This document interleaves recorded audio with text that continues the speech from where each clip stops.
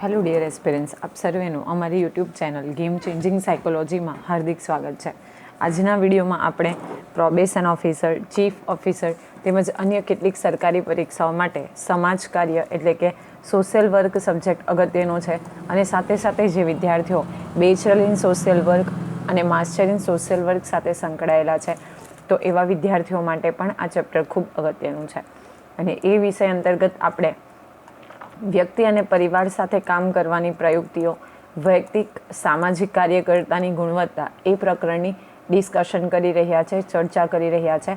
અને એ અંતર્ગત આપણે અગાઉના વિડીયોમાં કુટુંબ શા માટે જરૂરી છે અને શા માટે કોઈ પણ પ્રશ્નના સમાધાન માટે કાર્યકર્તાએ કુટુંબને ઇન્વોલ્વ કરીને ટ્રાય કરવી જોઈએ પ્રશ્નનું નિરાકરણ કરવાની. તો એ વિશેની ડિટેલ્ડ ચર્ચા આપણે અગાઉના વિડીયોમાં કરી હતી. જો તમે અગાઉના વિડીયો જોયા ન હોય તો પ્લેલિસ્ટમાં જઈને એ પણ જોઈ લેશો. હવે આજે એક આપણે નવા ટૉપિકની વાત કરવાના છે જે ખૂબ અગત્યનો છે, જે છે વૈયક્તિક સામાજિક કાર્યકરની ગુણવત્તા. ઓકે, એનામાં કઈ કઈ ક્વોલિટીઝ હોવી જોઈએ એઝ અ સામાજિક કાર્યકર એટલે કે સોશિયલ વર્કર. કારણ કે એની પાસે જે સેવાર્થી આવે છે, કોઈકને કોઈક અપેક્ષાએ આવે છે, તો એની ગુણવત્તા એનામાં કયા કયા જે લક્ષણો છે એ હોવા જોઈએ. તો એ વિશેની આપણે ચર્ચા આજના વિડીયોમાં કરવાના છે. તો સૌપ્રથમ ગુણ એનામાં હોવો જોઈએ સ્વીકૃતિ એટલે કે એક્સેપ્ટન્સ. ઓકે, મેં તમને અગાઉ પણ ભણાવ્યું હતું કે સેવાર્થી ગમે એવો હોય, આપણી પાસે આવ્યો છે એટલે એના બેકગ્રાઉન્ડ ભૂલી જઈને એને સ્વીકૃતિ કરવી પડશે. ઓકે, તો ફર્સ્ટ જેની એબિલિટી હોવી જોઈએ, ક્વોલિટી હોવી જોઈએ એ છે એક્સેપ્ટન્સ એટલે કે સ્વીકૃતિ. ઓકે, સ્વીકૃતિ જે છે એ કાર્યકરનો પાયાનો ગુણ ગણાવી શકાય. સ્વીકૃતિની પ્રક્રિયામાં અન્યને સમજવાની અને આદર આપવાની બાબતોનો સમાવેશ કરી શકાય. શું છે? સૌપ્રથમ તો અન્યને સમજવાની. તમારી પાસે સેવાર્થી આવ્યો છે તો એના પ્રોબ્લેમ્સ એ વ્યક્તિને સમજવાની, સાથે સાથે એને આદર આપવાની એટલે કે એને રિસ્પેક્ટ કરવાની વગેરે બાબતોનો સમાવેશ આપણે સ્વીકૃતિમાં કરી શકીએ. વ્યક્તિ જેવી છે એવી સ્વીકારવાની છે. સામાજિક કાર્યકર્તાનું આ પાયાનું મૂલ્ય છે. વન લાઇનર તરીકે તમને પૂછાઈ શકે કે કઈ ગુણવત્તા જે છે કાર્યકરની એ સામાજિક વૈયક્તિક કાર્યની પાયાનું મૂલ્ય છે, તો તમારો આન્સર આવશે સ્વીકૃતિ. દરેક વ્યક્તિ પ્રતિષ્ઠિત છે એટલે કે રેપ્યુટેડ છે, આદરને પાત્ર છે એટલે કે રિસ્પેક્ટને પાત્ર છે અને બધામાં વિકાસની અપાર શક્યતાઓ પડેલી છે. દરેક વ્યક્તિ પાસે એવી એબિલિટીઝ હોય છે કે એ વિકાસ કરી શકે, ડેવલપમેન્ટ કરી શકે. ફક્ત જરૂર શું છે? એને નરિશ કરવાની, એની જે એબિલિટી છે એને બહાર લાવવાની. સામાન્ય રીતે સમાજના વંચિત અને પછાત સમુદાયો જે અન્યાય, અત્યાચાર અને શોષણનો ભોગ બનેલા છે, આવા જરૂરિયાતમંદો જ્યારે કાર્યકરની પાસે આવે છે ત્યારે તેઓ ઈચ્છે છે કે પોતાની સ્વીકૃતિ થાય. કોણ? તો સામાન્ય રીતે સમાજના વંચિત લોકો, સમાજથી જે વંચિત છે, જેમને સમાજ બહાર કાઢી મૂકવામાં આવ્યા છે ઓર સમાજમાં એમને એટલો આદર સન્માન નથી મળતો. સાથે સાથે જે પછાત સમુદાયો છે, ઓકે, જે સોશિયલી ઇકોનોમિકલી પછાત સમાજ છે અને સાથે સાથે જે અન્યાય અને અત્યાચાર અને શોષણનો ભોગ બનેલા છે. તમે વર્ષોથી આ પરંપરા જોતા આવો છો કે એમની સાથે અન્યાય થાય છે, એમની ઉપર અત્યાચાર કરવામાં આવે છે, શોષણ કરવામાં આવે છે, તો એ લોકો શોષણનો ભોગ બનેલા છે. તો એવી વ્યક્તિ જ્યારે જરૂરિયાતમંદ છે અને કાર્યકર પાસે આવે છે તો ત્યારે પોતે તેઓ મનથી એવું ઈચ્છતા હોય કે પોતાની સ્વીકૃતિ થાય, પોતાનો સ્વીકાર કરવામાં આવે, ભલે એ પછાત સમુદાયમાંથી આવે છે. આ એક માનવ સહજ બાબત છે. ઓકે, આપણે પણ કોઈક પાસે જઈએ કોઈ પ્રોબ્લેમ લઈને તો આપણે પણ એવું ઈચ્છતા હોઈએ કે જે વ્યક્તિ છે એ આપણા પ્રોબ્લેમને સમજે, આપણને સાંભળે. ગમે એ પ્રકારનો ગુનો કર્યા પછી પણ સેવાર્થી તેની સાથે જ્યારે હકારાત્મક વ્યવહાર કરવામાં આવે છે ત્યારે સેવાર્થીમાં મનોમન તેને પોતે કરેલી ભૂલનો પસ્તાવો થાય છે અને ફરી સેવાર્થી આ પ્રકારની ભૂલ કે ગુનો કૃત્યો કરશે નહીં.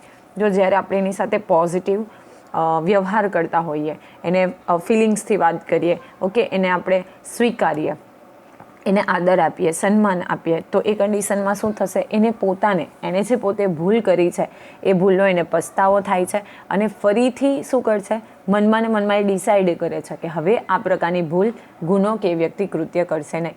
આપણે કહીએ ને, જો સાચા મનથી આપણે પ્રાયશ્ચિત કરીએ તો જે પ્રોબ્લેમ્સ આગળ અથવા તો જે ગુનાઓ આપણે આગળ કર્યા છે તો એ પણ સોલ્વ થઈ જાય છે.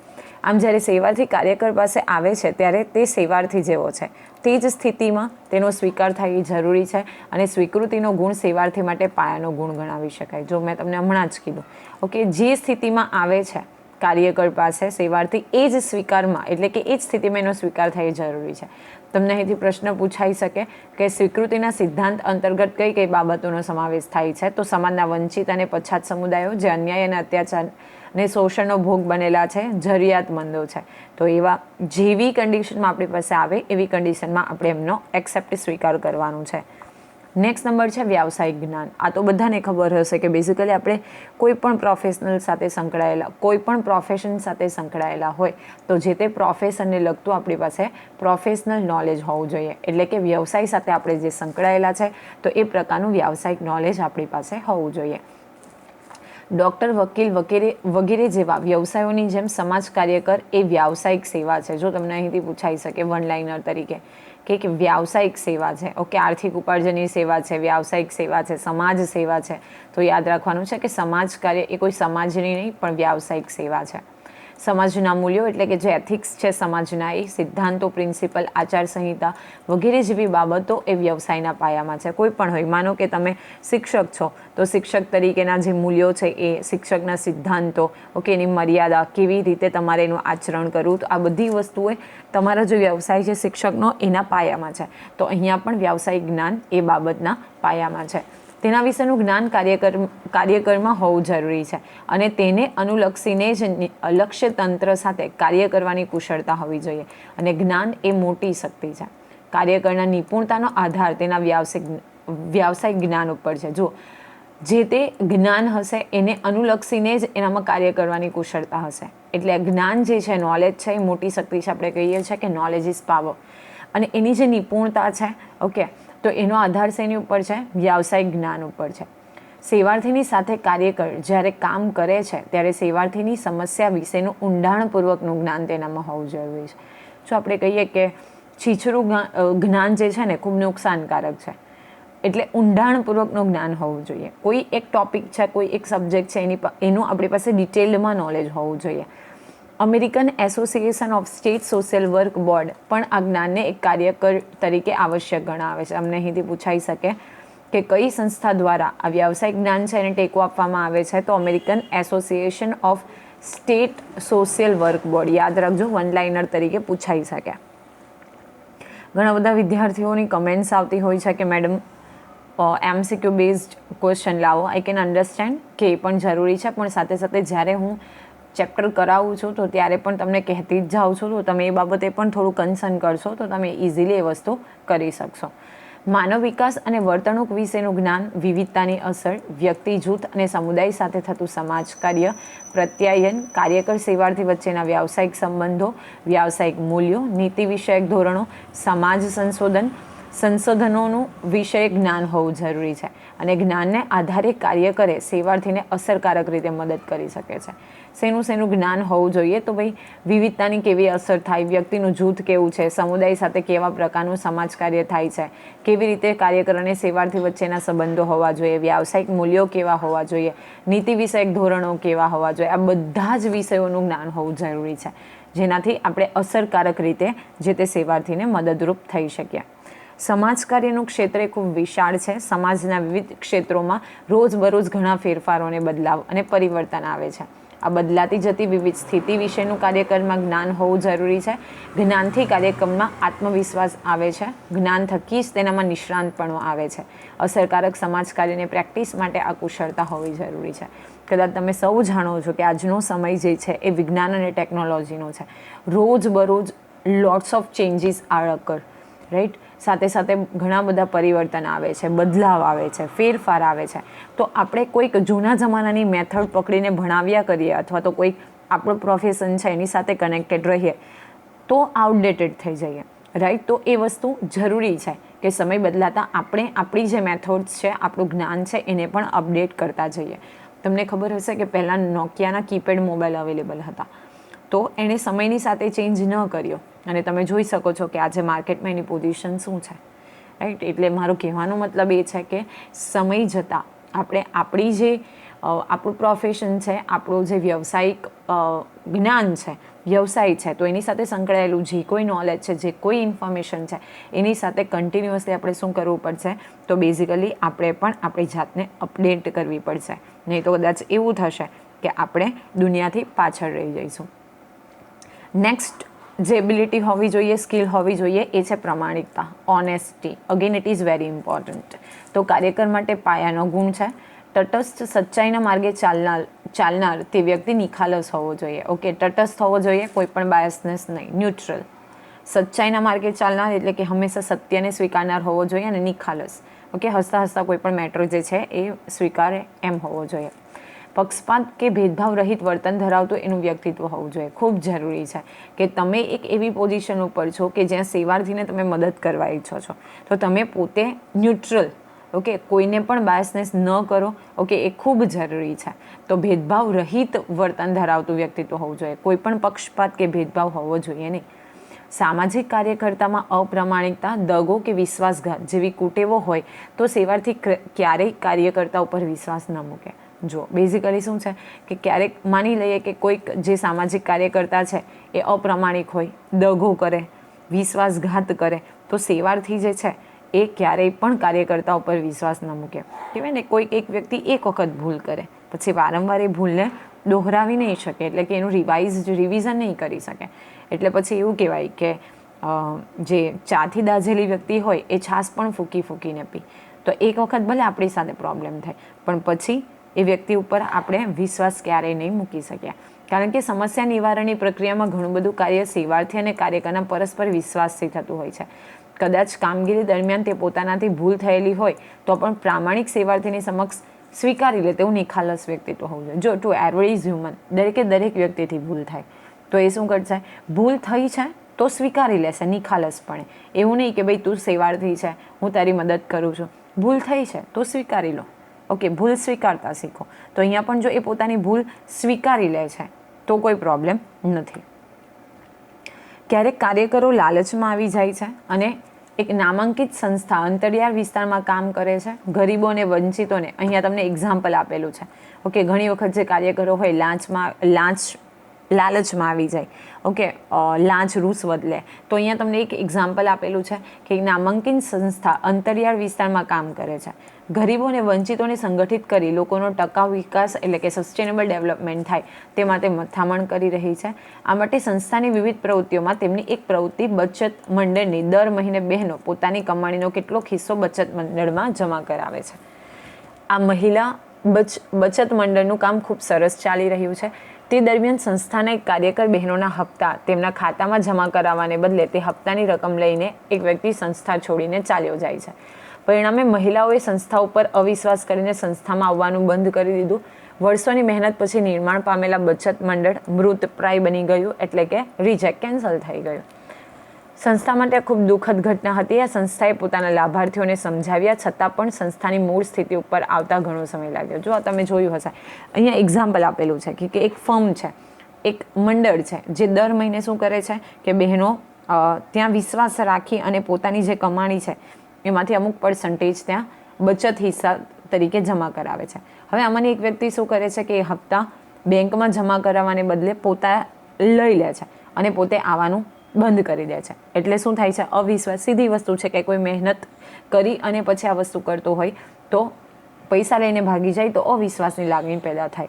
ઓકે, વર્ષોની મહેનત પછી જે નિર્માણ પામેલું મંડળ હોય છે એ મૃતપ્રાય બની જાય છે, એટલે કે બેઝિકલી ફરીથી કોલેપ્સ થઈ જાય છે. અને આ ખૂબ દુઃખદ ઘટના હતી. લખેલું છે કે સંસ્થાએ લાભાર્થીઓને સમજાવ્યા, મહિલાઓને સમજાવી, પણ તેઓ કોઈ કાળે સમજવા તૈયાર નથી અને it tax lots of year. આમ કાર્યકરની અપ્રામાણિકતાનું ઉપરોક્ત ઉદાહરણ આપણને ઘણું શીખવી જાય છે. ઇન શોર્ટ, આપણે કોઈ પણ લાલચ લેવી નહીં. તમને ખબર હશે કે ઘણા બધા જે સરકારી કાર્યકર્તા હોય, ઓકે, સરકારી પોઝિશન ઉપર હોય, તો એ લોકો પણ કામ કરાવવા માટે બ્રાઇબ, લાંચ રૂશ્વત લેતા હોય છે અને પછી જ્યારે પકડાઈ જાય તો ત્યારે that is very difficult for them. તો લાલચ લેવી જોઈએ નહીં, પ્રામાણિક હોવું જોઈએ. પછી છે સહાનુભૂતિ. ઓકે, અહીંયા આવશે સહાનુભૂતિ. ઓકે, તો સહાનુભૂતિ એટલે અન્ય અનુભૂતિ સાથે જોડાવવું. બીજાની જગ્યાએ પોતાની જાતને મૂકી સ્વયં અનુભૂતિ કરે તો કાર્યકરે વાસ્તવિક સ્થિતિનો ખ્યાલ આવી શકે છે. કોઈ પણ સેવાર્થી છે, કાર્યકર પાસે આવી છે તો એ પોતાની જાતને ત્યાં મૂકીને જુએ તો એને જે વાસ્તવિક પરિસ્થિતિ છે, એટલે કે શું રિયલ સિચ્યુએશન છે, એ અંગે ખ્યાલ આવી જાય છે. સમસ્યા નિવારણની પ્રક્રિયામાં સહાનુભૂતિ ખૂબ અગત્યનું છે. આ ગુણના પરિણામે કાર્યકર ખોટું કરતા ભય અને ખચકાટની લાગણી અનુભવે છે. જ્યારે તમે સામેની વ્યક્તિ આપણી પાસે આવી છે એની જગ્યા પર આપણે આપણી જાતને મૂકીને જોઈએ તો શું કરશું, ક્યારેય ખોટું નહીં કરીએ અને સાથે સાથે ખોટું કરીશું તો આપણને ભય અને ખચકાટની લાગણી અનુભવાશે. સૈદ્ધાંતિક દ્રષ્ટિએ પણ આ વાત સાચી છે. જ્યાં સુધી કાર્યકર સેવાર્થીની સમસ્યામાં પોતાનું પ્રતિબિંબ ન જુએ ત્યાં સુધી કાર્યકરને વાસ્તવિક સ્થિતિ અંગેનું જ્ઞાન પ્રાપ્ત થઈ શકતું નથી. જો તમે તમારી જાતને મૂકશો તો તમને એવું થશે, તમને પોતાનું પણ ફીલ થશે, તમને સહાનુભૂતિ સિમ્પથી આવશે. પણ તમે એમ કહેશો મારે શું જાય છે, પ્રોબ્લેમ એનો ખુદનો છે, right, what I can do in that matter, તો એ આપણે વાસ્તવિક સ્થિતિનું જ્ઞાન પ્રાપ્ત થતું નથી. સમાજકારીના વિવિધ ગુણોમાં આ ગુણ ખૂબ પાયાનો ગુણ ગણાવી શકાય. આ ગુણ એ કાર્યકરના બધા જ ગુણોમાં અગ્રતાક્રમે આવે છે. પ્રશ્ન પૂછાઈ શકાય કે કાર્યકર્તાના તમામ ગુણમાંથી કયો ગુણ અગ્રતાક્રમે આવે છે? તો સહાનુભૂતિ, સિમ્પથી. કારણ કે જો કાર્યકરમાં સહાનુભૂતિ આવે તો પ્રામાણિકતા આવે, છેતરપિંડી ન થાય. સેવાર્થી સાથે સંવેદનશીલ રહેવામાં સહાનુભૂતિ મદદ કરે છે. આ ગુણના લીધે સેવાર્થી સાથે સંબંધ સ્થાપન થઈ શકે છે, સેવાર્થીને વિશ્વાસમાં લઈ શકાય છે અને એટલે જ સહાનુભૂતિ ગુણ ઈચ્છનીય નહીં બલકે આવશ્યક ગણાવી શકાય. શું શું થાય છે? તો પહેલું તો પ્રામાણિકતા આવે છે, કારણ કે તમે તમારી જાતને મૂકીને જુઓ છો. તમે કોઈક પાસે કરપ્શન લો છો, લાંચ લો છો, તો તમે વિચારશો કોઈ મારી પાસે માંગે તો મારી ઉપર કેવું વીતશે, છેતરપિંડી નહીં થાય. ઓકે, તમે માનો કે એઝ અ કાર્યકર્તા છેતરપિંડી કરશો, પરંતુ તમે તમારી જાતને મૂકશો અને તમે વિચારશો કે મારી સાથે કોઈ છેતરપિંડી કરે તો દેટ ઇઝ ઇમ્પોર્ટન્ટ. ઓકે, સાથે સાથે એક સંબંધ સ્થાપન થઈ શકે છે. સેવાર્થી છે એને વિશ્વાસમાં લઈ શકાય છે, એટલે કે એક પ્રકારનો બોન્ડ રેપો એસ્ટાબ્લિશ કરી શકાય. એટલા માટે જ એ ઈચ્છનીય નહીં પરંતુ આવશ્યક ગુણ છે. ઓકે, આ અગત્યનું છે કે સહાનુભૂતિ ઈચ્છનીય ગુણ નહીં પરંતુ કેવો ગુણ છે? તો આવશ્યક હોવો જ જોઈએ, તો એ ગણાવી શકાય. તો સહાનુભૂતિ પણ અગત્યનું છે. હવે જોઈએ સ્વનિયંત્રણ. તો વ્યાવસાયિક સમાજકાર્યની પ્રેક્ટિસમાં સ્વનિયંત્રણ જરૂરી છે. આવેગો અને લાગણીઓથી કાર્યકર પર હોવો જોઈએ. ઓકે, જેવો ફિલિંગ્સ, ઇમોશન છે એનાથી પર હોવો જોઈએ. એના એ કાર્યમાં કોઈ પણ લાગણી કે ઇમોશન્સ અટેચ થવા જોઈએ નહીં. નાની નાની બાબતોમાં કાર્યકર ઘણી વખત ઉશ્કેરાઈ જાય છે, પોતાની જાત ઉપર કાબુ ગુમાવી બેસે છે.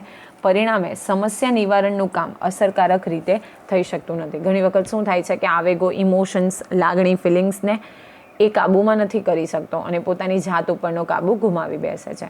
પરિણામે સમસ્યા નિવારણનું કામ અસરકારક રીતે થઈ શકતું નથી. કાર્યકર વૈચારિક રીતે મજબૂત અને ઠરેલ હોવો જોઈએ. ઓકે, એકદમ પેશન્સ અને મજબૂત હોવો જોઈએ, વિચારથી એકદમ ન્યુટ્રલ હોવો જોઈએ. સેવાર્થી સાથેની કામગીરી દરમિયાન કાર્યકરે પોતાનો ખ્યાલ રાખવો જરૂરી છે કે પોતે કોણ છે, કાર્યકર તરીકે પોતાની ભૂમિકા શું છે. ઓકે, તમે કોઈ પણ પોઝિશન ઉપર બેઠા છો તો એ જરૂરી છે કે તમે પોતે કોણ છો, તમારે શું ભૂમિકા છે એ નિભાવવાની છે. તો આ બધી જ વસ્તુઓનું જ્ઞાન હોવું જોઈએ.